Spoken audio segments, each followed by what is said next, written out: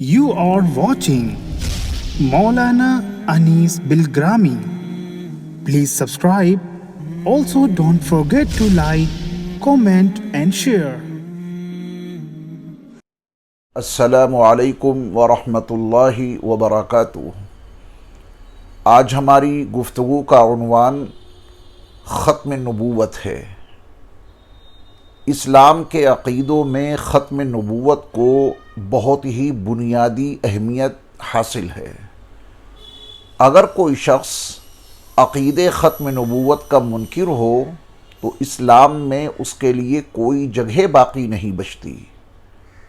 اللہ رب العزت نے نبوت و رسالت کا وہ سلسلہ جو سیدنا آدم علیہ السلام سے شروع کیا، وہ ہر دور میں نبیوں و رسولوں سے گزرتا ہوا عبداللہ کے در یتیم، آمنہ کے لخت جگر، عبد المطلب کے پوتے اور ابو طالب کے بھتیجے، اور اللہ کے آخری رسول حضرت محمد صلی اللہ علیہ وسلم کی ذات گرامی پر ہمیشہ کے لیے ختم ہو گیا۔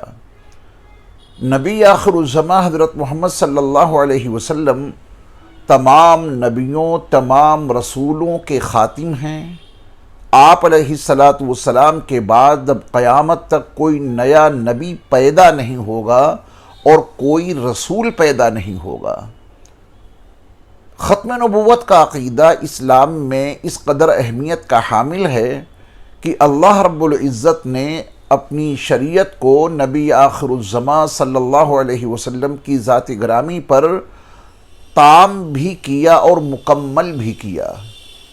اللہ رب العزت نے پہلے نبیوں اور رسولوں کو بھیجا اور ان کی لائی ہوئی شریعت جب بعد کے انسانوں کے درمیان محرف ہو گئی، لوگوں نے اس میں طرح طرح کی تحریفیں کر ڈالیں، تو اللہ رب العزت نے اس کے بعد کسی رسول کو مبعوث کیا اور ان کو کوئی کتاب عطا فرمائی اور پھر اس شریعت کی تجدید ہو گئی۔ لیکن اللہ رب العزت نے جو شریعت اپنے آخری نبی حضرت محمد صلی اللہ علیہ وسلم کو عطا فرمائی اور جو کتاب مبین آپ علیہ السلام پر نازل فرمائی، اس کی حفاظت کا ایسا وعدہ کیا کہ اس میں اب کسی طرح کی کوئی تحریف ممکن نہیں۔ اِنَّا نَحْنُ نَزَّلْنَا الذِّكْرَ وَإِنَّا لَهُ لَحَافِظُونَ۔ اللہ رب العزت نے قرآن مجید کی حفاظت کا وعدہ اس قدر جامع الفاظ میں کیا ہے کہ اس نصیحت نامے کو ہم ہی نازل کرنے والے ہیں اور اس کی ہم ہی حفاظت کرنے والے ہیں۔ تو اللہ رب العزت نے اپنے آخری نبی حضرت محمد صلی اللہ علیہ وسلم پر جو کتاب مبین اور کتاب ہدایت نازل فرمائی، اس کی حفاظت کا وعدہ فرمایا۔ یعنی اب قیامت تک یہ کتاب مبین من وعن اسی طرح باقی رہے گی جیسی کہ وہ حضرت محمد صلی اللہ علیہ وسلم پر نازل ہوئی۔ جب اس کتاب میں کسی تحریف کا کوئی امکان ہی باقی نہ بچا تو پھر اس کتاب کے نزول کے بعد کسی اور نبی کے آنے کا امکان بھی باقی نہیں بچا۔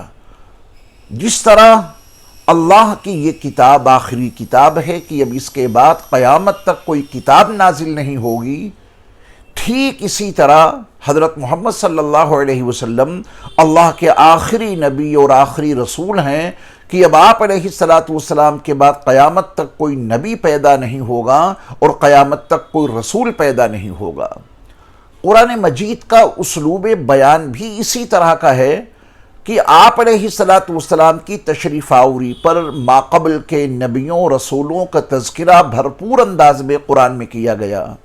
ماقبل کے نبیوں کے واقعات بیان کیے گئے، ماقبل کے رسولوں کے حالات بیان کیے گئے، ماقبل کی قوموں کا عروج و زوال بیان کیا گیا۔ نبی علیہ السلام سے پہلے ان نبیوں پر، ان رسولوں پر اللہ کی جانب سے جو وحی کا نزول ہوتا رہا، اس کا بھی تذکرہ قرآن مقدس میں موجود ہے۔ اللہ رب العزت نے ماقبل کے نبیوں رسولوں کو جو کتابیں عطا کی، جو صحیفے عطا کیے، جو زبور عطا کی، ان کا بھی تذکرہ قرآن میں موجود ہے۔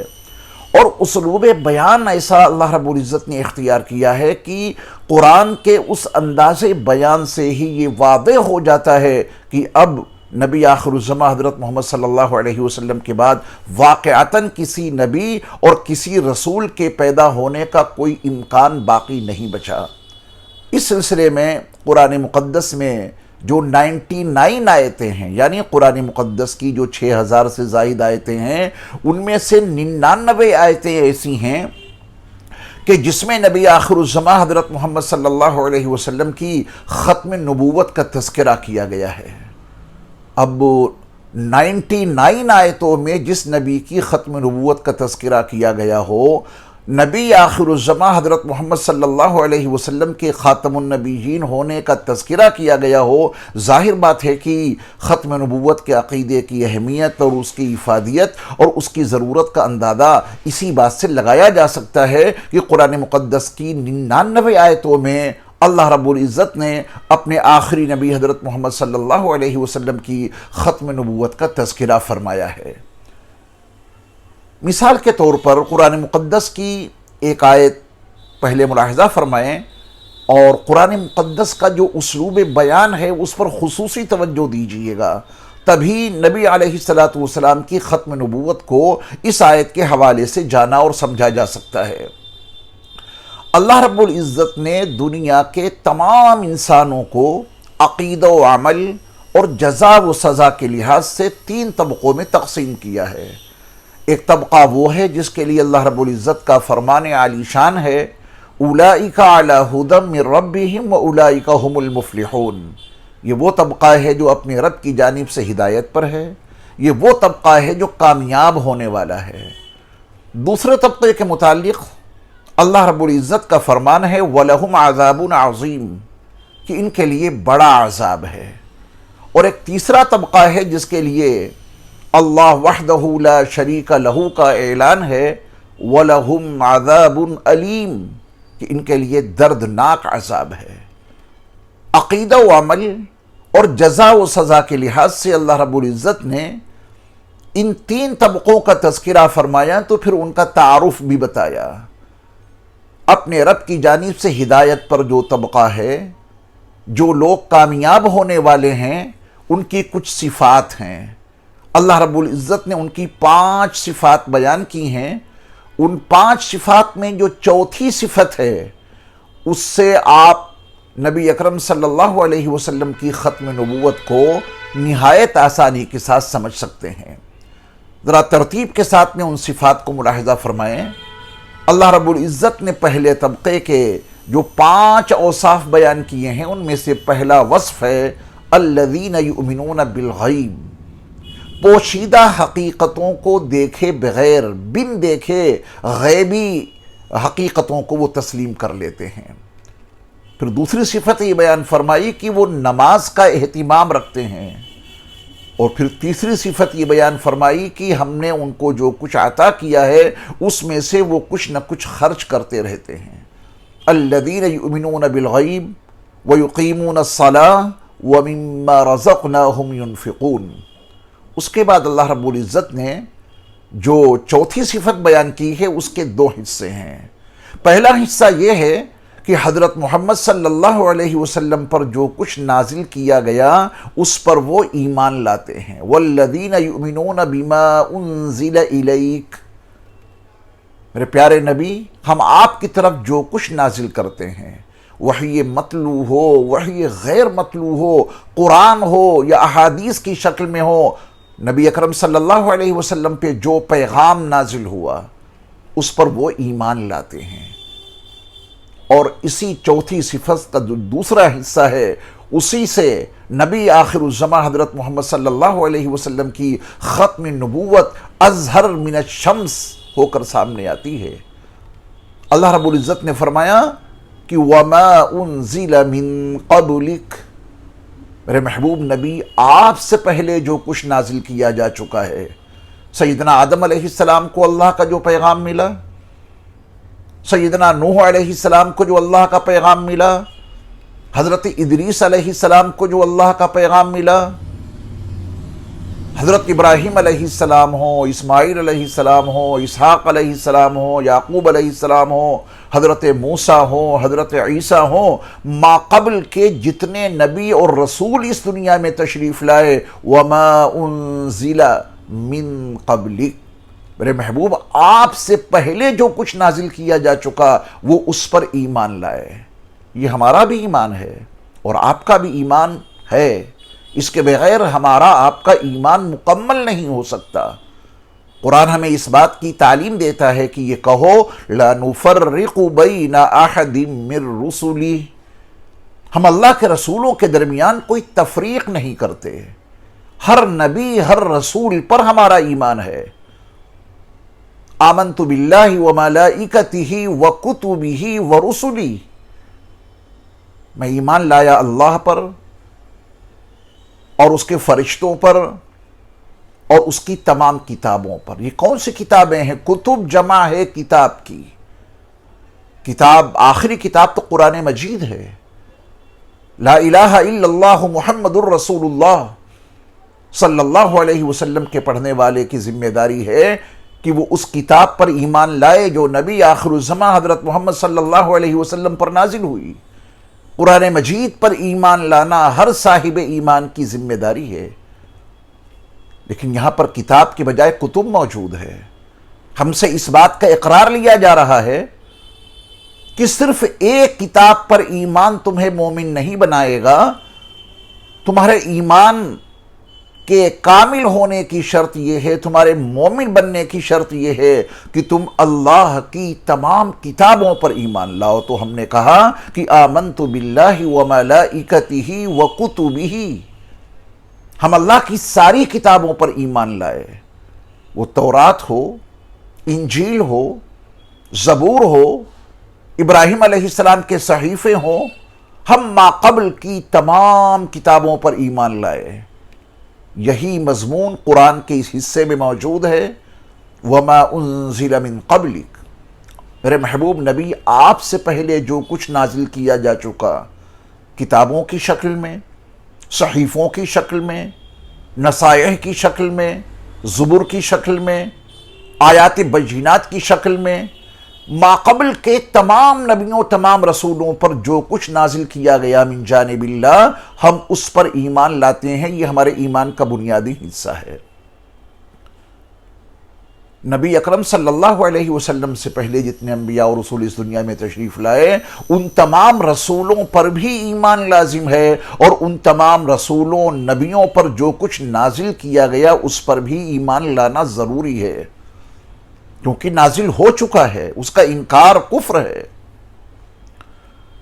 والذین یؤمنون بما انزل الیک، میرے محبوب نبی آپ پر، آپ کی بارگاہ میں اللہ کی جانب سے جو کچھ نازل کیا گیا وہ اس پر ایمان لاتے ہیں۔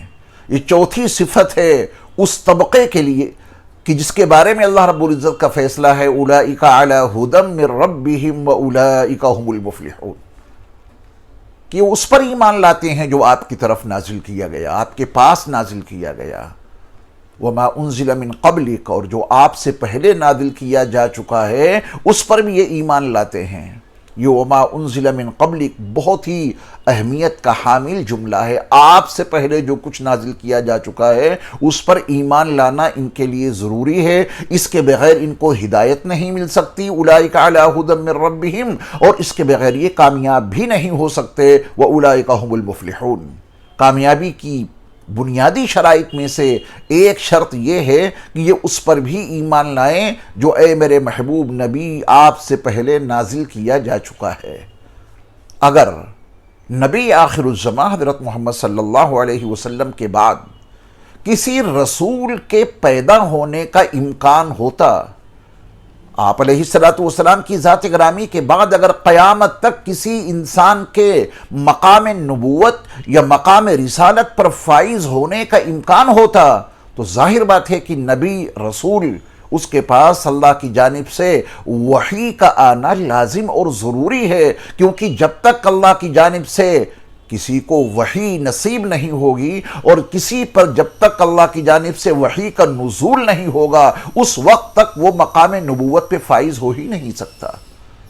نبی آخر الزماں صلی اللہ علیہ وسلم کا وہ 40 سالہ دور جو آپ علیہ السلام نے مکہ المکرمہ کی زندگی میں محمد بن عبداللہ کے عنوان سے گزارا ہے، وہ آپ کا رسالت کا دور نہیں ہے، لیکن جبل نور کی آخری چوٹی پر بنے ہوئے غار حرا میں جب حضرت محمد صلی اللہ علیہ وسلم پر قرآن مجید کی آیات کا اولین نزول ہوتا ہے، اقرأ بسم ربک الذی خلق خلق الانسان من علق اقرأ وربک الاکرم الذی علم بالقلم علم الانسان ما لم یعلم، یہ ہیں وہ آیات الہیہ جن کے نزول سے محمد بن عبداللہ کے مقام سے بلند ہو کر آپ محمد الرسول اللہ کے مقام پر فائز ہو جاتے ہیں۔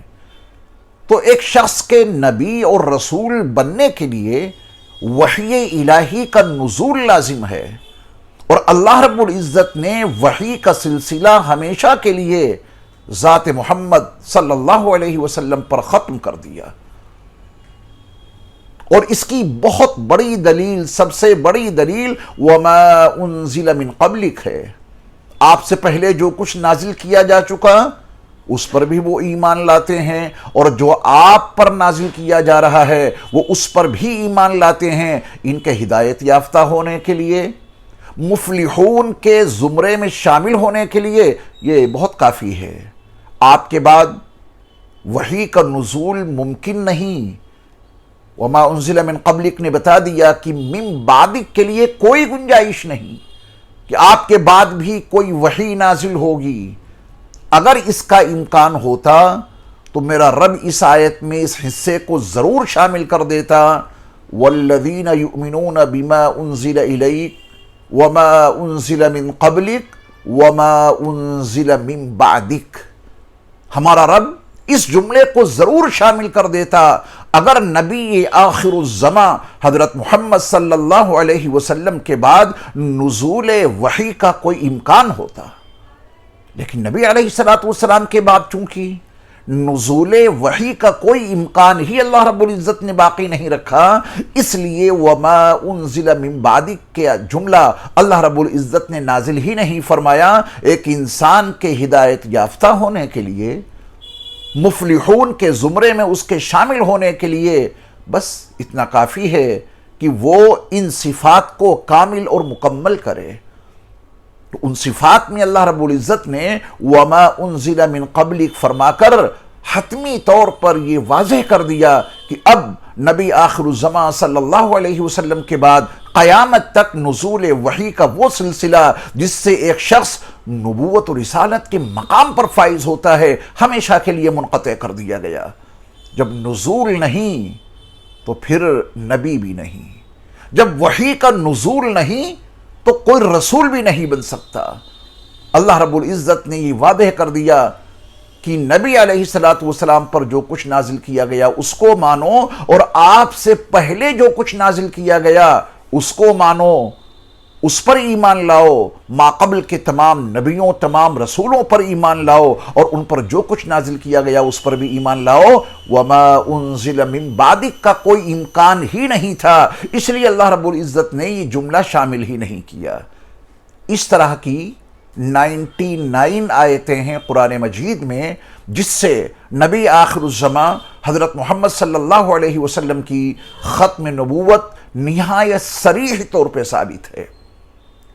آپ علیہ السلام پر اللہ رب العزت نے جو شریعت نازل کی، جس کے بارے میں الیوم اکملت لکم دینکم واتممت علیکم نعمتی ورضیت لکم الاسلام دینا، بہت بین آیت ہے۔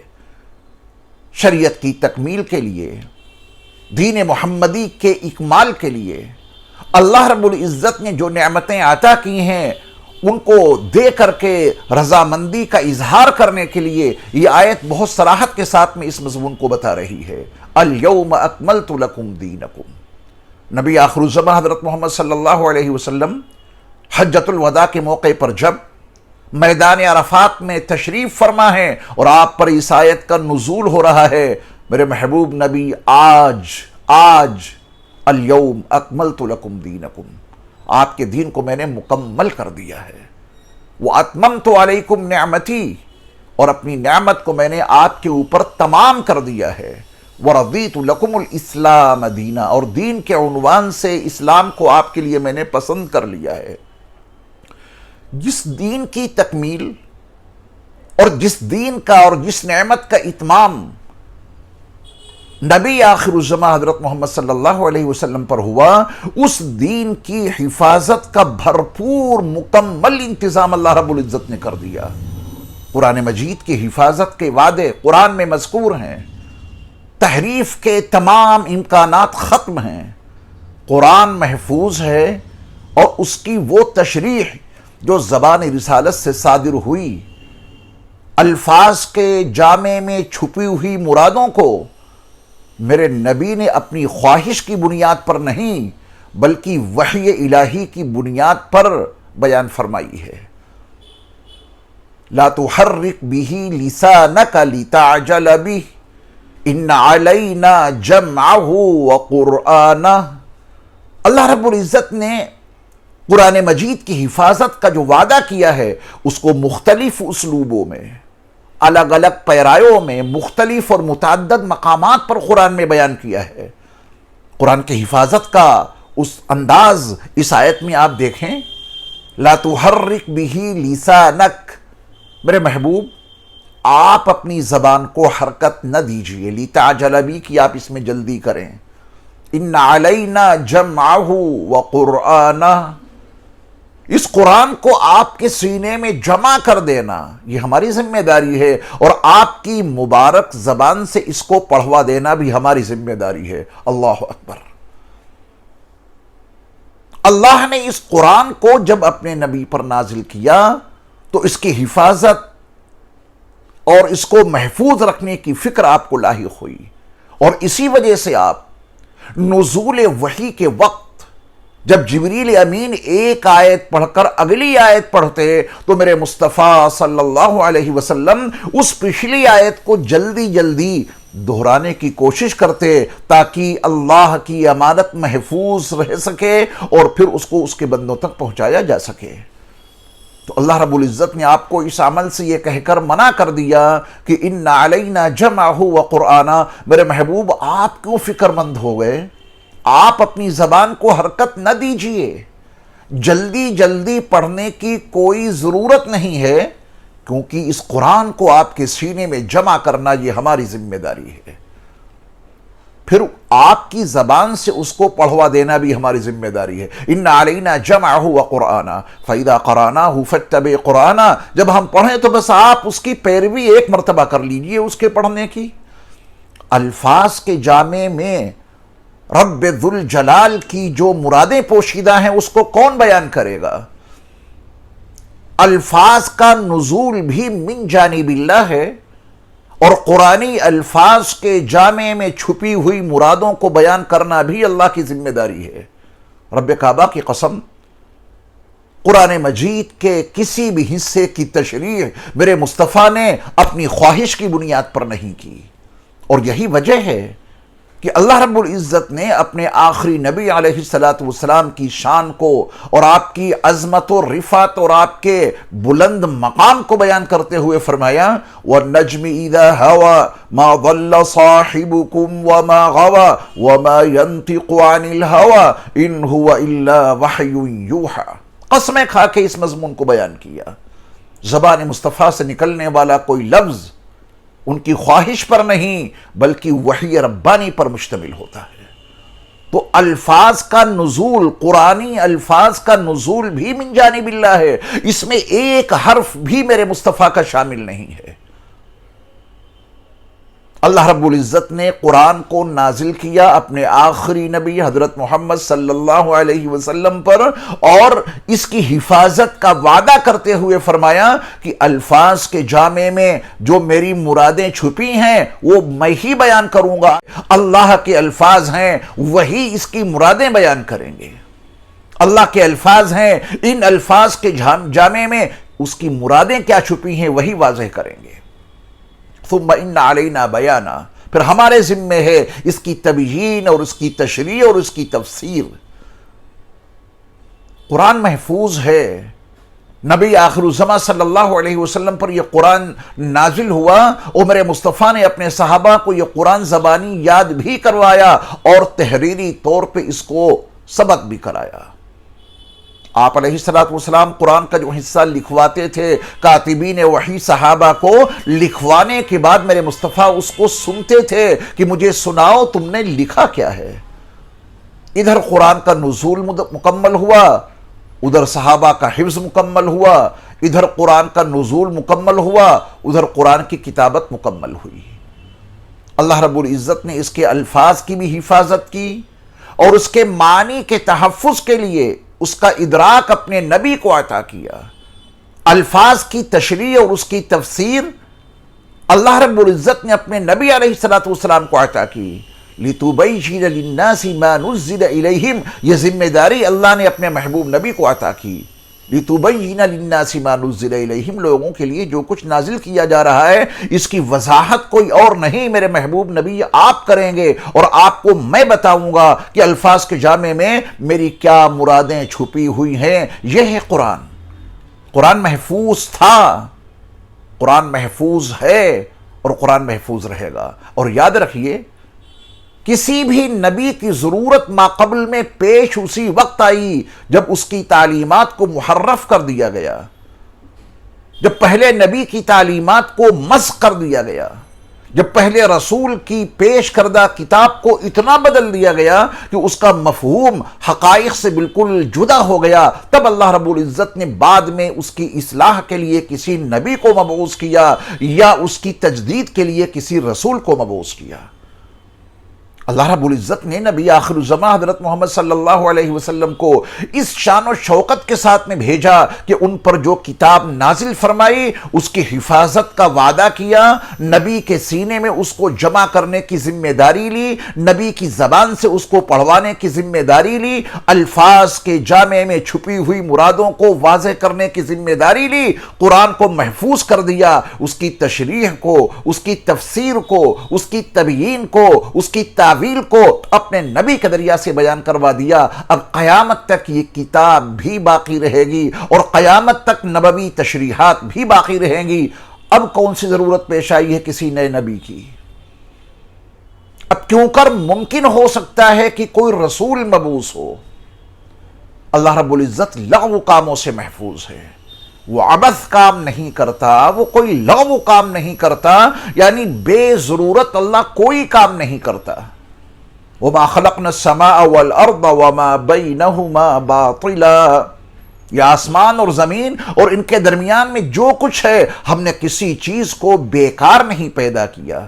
ذَلِكَ ظَنُّ الَّذِينَ كَفَرُوا، ایمان والا کسی عبث کام کو اللہ کی جانب منسوب کر ہی نہیں سکتا۔ ہاں جو کفر والے ہیں وہ کہہ سکتے ہیں کہ فلاں کام بیکار ہے۔ اللہ رب العزت ہر عبث اور باطل کام، بے مقصد کام سے پاک ہے۔ سبحان، اس کی ذات بہت بلند و بالا ہے کسی بھی عبث اور لغو کام سے۔ جب کسی نبی اور کسی رسول کی بعثت کی ضرورت ہی باقی نہ بچی کیونکہ قرآن محفوظ ہے، جب کسی نبی اور کسی رسول کو پیدا کرنے کی ضرورت ہی باقی نہ بچی کیونکہ قرآن کی تشریحات محفوظ ہیں، پوری شریعت محفوظ ہے، پورا دین محمدی محفوظ ہے، تحریف کے جملہ امکانات ختم ہو چکے ہیں۔ ان الدین عند اللہ الاسلام، تو قرآن محفوظ ہے، احادیث اس کی تشریح اور تفسیر ہیں وہ محفوظ ہیں، نبی آخر الزماں صلی اللہ علیہ وسلم کا لایا ہوا دین اسلام من وعن محفوظ ہے، تو اب کون سے نبی کی ضرورت ہے جو اس میں کوئی اضافہ کرے یا کمی کرے؟ فرض کیجئے کہ کسی صاحب نے اپنے بارے میں دعویٰ کر دیا کہ میں اللہ کا نبی ہوں، مجھ پر وحی آتی ہے، تو ان سے یہ معلوم کیا جانا ضروری ہے کہ تم پر جو وحی آئی ہے اس وحی کے ذریعہ سے وحی الہی جو نبی آخر الزماں صلی اللہ علیہ وسلم پر نازل ہوئی اس میں کچھ آپ نے اضافہ کیا ہے یا کمی کی ہے؟ ان سے پوچھا جانا چاہیے کہ تم پر جو وحی نازل ہوئی جس کی بنیاد پہ تم اپنے نبی ہونے کا اور اپنے رسول ہونے کا دعویٰ کر رہے ہو، اس وحی کی اندر وہ کون سی بات لکھی ہے جس کی ضرورت تھی قرآن میں، اور اللہ نے وہ ضرورت اپنے آخری نبی حضرت محمد صلی اللہ علیہ وسلم پر پوری نہیں کی؟ قرآن میں وہ کون سی کمی باقی رہ گئی تھی جس کی تکمیل اب بعد میں ہو رہی ہے؟ وہ کمی ظاہر کیجئے، اضافہ بتائیے، قرآن کی کوئی کمی بتائیے۔ اللہ رب العزت نے اپنے کلام کو، قرآن مجید کو ایسا محفوظ کر دیا ہے کہ تحریف کے جملہ امکانات ہی ختم ہو گئے۔ قرآن محفوظ ہے، پھر نبی کی کوئی ضرورت باقی نہیں بچتی۔ نبی آخر الزماں صلی اللہ علیہ وسلم کی تعلیمات محفوظ ہیں، اب کسی اور نبی کی کوئی ضرورت ہی باقی نہیں بچتی۔ قیامت تک آنے والے انسانوں کے لیے فلاح و نجاح، کامیابی حاصل کرنے کا وہی دستور حیات جو میرے مصطفیٰ قرآن و حدیث کی شکل میں پیش کر گئے، وہ اس دور کے لیے بھی کافی تھا، آج کے دور کے لیے بھی کافی ہے، اور قیامت تک کے انسانوں کے لیے واللہ کافی رہے گا۔ قرآن کتاب ہدایت ہے، ہدی للمتقین بھی ہے اور ہدی للناس بھی ہے۔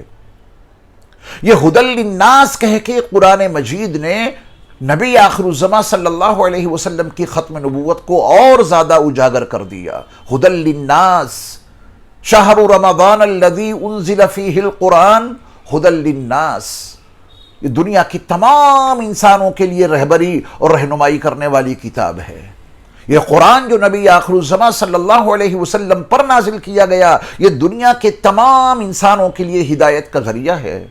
تو ہدی للناس کتاب کے آ جانے کے بعد وہ کون سی کتاب ہوگی جو انسانوں کی رہبری کرے؟ ہدی للناس ہدایت نامہ کے آ جانے کے بعد پھر وہ کون سا کتابچہ ہوگا کہ جو انسانوں کی رہبری ایسی کر دے جو قرآن نہ کر پائے؟ اس لیے اسلام کے بنیادی عقائد میں عقیدہ شامل ہے کہ ہر زاویے سے حضرت محمد صلی اللہ علیہ وسلم کو نبی آخر الزماں تسلیم کرنا ہی پڑے گا، ہر زاویے سے، تاکہ ذلی نبی، بروزی نبی، ان تمام چیزوں کا خاتمہ ہو جائے۔ ہر زاویے سے نبی آخر الزماں صلی اللہ علیہ وسلم کی ختم نبوت کو دل کی گہرائیوں سے تسلیم کرنا پڑے گا۔ جو آپ پر نازل ہوا اس پر ایمان لانا ضروری ہے، اور جو آپ سے پہلے نازل ہوا اس پر بھی ایمان لانا ضروری ہے۔ آپ کے بعد چونکہ کچھ بھی نازل نہیں ہوگا، آپ علیہ السلام کے بعد نزول کے امکانات بالکل ختم ہیں، معدوم ہیں، تو اس پر ایمان لانے کی کوئی ضرورت نہیں ہے۔ یہ قرآن کا اسلوب میں آپ کے سامنے عرض کر رہا ہوں۔ تو جب قرآن ایک ایسی کتاب ہدایت ہے جو ہدی للناس ہے، دنیا کے تمام انسانوں کے لیے ہدایت کا ذریعہ ہے، تو اب اس کے آ جانے کے بعد نہ کسی کتاب کی ضرورت ہے کہ جو اس میں اضافہ کر سکے، یا اس میں نعوذ باللہ من ذالک کوئی کمی رہ گئی ہو اس کو پورا کرے۔ ہدی للناس کتاب موجود ہے، ہدی للعالمین، رحمت للعالمین۔ یہ نبی علیہ السلام کے تعارف میں قرآن مجید نے فرمایا وَمَا أَرْسَلْنَاكَ إِلَّا رَحْمَةً لِلْعَالَمِينَ۔ تو جو رسول اس شان و شوکت کے ساتھ، اس جاہ و جلال کے ساتھ مبعوث ہوا ہو کہ اس کو اللہ رب العزت نے رحمت للعالمین کا خطاب دیا ہو، قُلْ يَا أَيُّهَا النَّاسِ إِنِّي رَسُولُ اللَّهِ إِلَيْكُمْ جَمِيعًا، یا ایھا الناس کا خطاب ہے، صرف اہل عرب کے لیے نہیں، صرف اہل حجاز کے لیے نہیں، صرف مکہ اور مدینے والوں کے لیے نہیں۔ قُلْ يَا أَيُّهَا النَّاسِ، میرے محبوب نبی آپ فرما دیجئے اے لوگو، یا ایھا الناس، کون بچا؟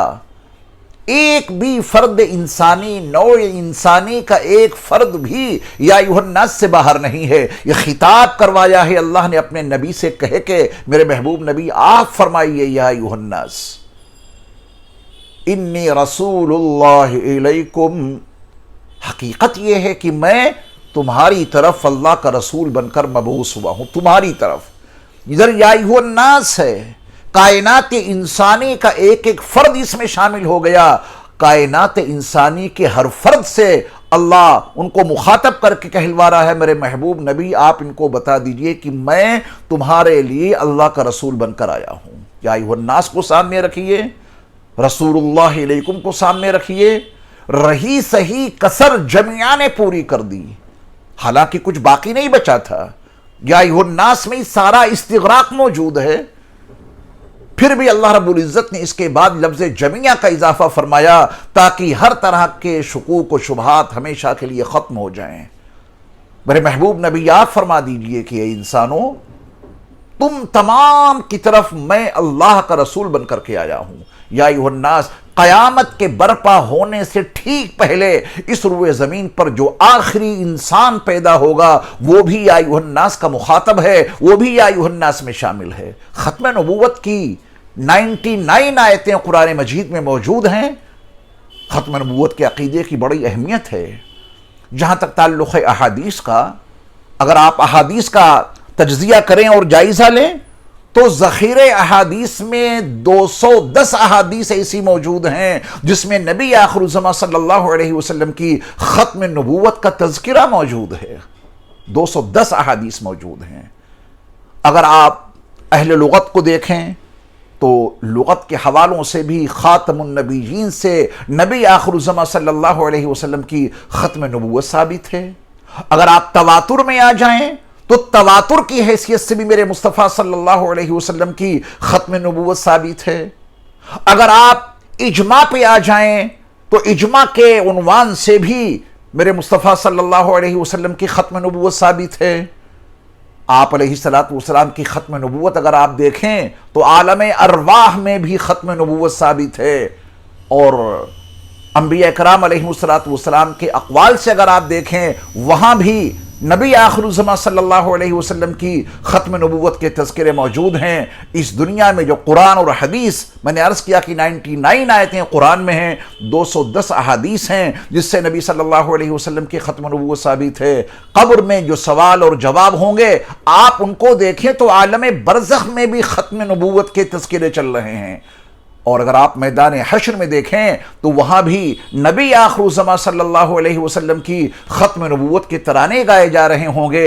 ختم نبوت کا عقیدہ اس قدر زیادہ اہمیت کا حامل ہے، اس لیے ہر صاحب ایمان کا مذہبی فریضہ ہے، یہ اس کی مذہبی ذمہ داری ہے کہ وہ نبی آخر الزماں حضرت محمد صلی اللہ علیہ وسلم کو اللہ کا وہ آخری نبی، وہ آخری رسول تسلیم کرے کہ اب آپ علیہ السلام کے بعد قیامت تک نہ کوئی نبی پیدا ہوگا، نہ کوئی رسول پیدا ہوگا۔ نبی آخر الزماں صلی اللہ علیہ وسلم اللہ کے آخری نبی اور آخری رسول ہیں، اور یہ قرآن اللہ کی آخری کتاب ہے، یہ قرآن اللہ کا آخری ہدایت نامہ ہے، یہ قرآن اللہ کا آخری نصیحت نامہ ہے۔ اب میرے مصطفیٰ کے بعد کوئی نبی رسول پیدا نہیں ہوگا، اس کتاب کے بعد کوئی کتاب نازل نہیں ہوگی، اس کتاب ہدایت کے بعد کوئی اور کتاب نہیں آ سکتی۔ والذین یؤمنون بما انزل الیک وما انزل من قبلک۔ میرے ایمان والے بھائیوں، اس عقیدے کی تشہیر کے لیے اپنے بچوں میں، اہل خانہ کے درمیان، متعلقین میں بیٹھ کر جہاں تک ہو سکے اس عقیدے ختم نبوت کی تشہیر کیجئے، اپنے متعلقین کو اس کی حقیقتوں سے آگاہ کیجئے، اور ان کو بتائیے کہ اس عقیدے کے بغیر ایمان ہی مکمل نہیں ہو سکتا، اس عقیدے کے بغیر اللہ رب العزت کی جانب سے ہدایت پر نہیں آ سکتے، اس عقیدے کے بغیر کامیابی، فلاح اور نجاح کا تصور نہیں کیا جا سکتا۔ وآخر دعوانا ان الحمد للہ رب العالمین۔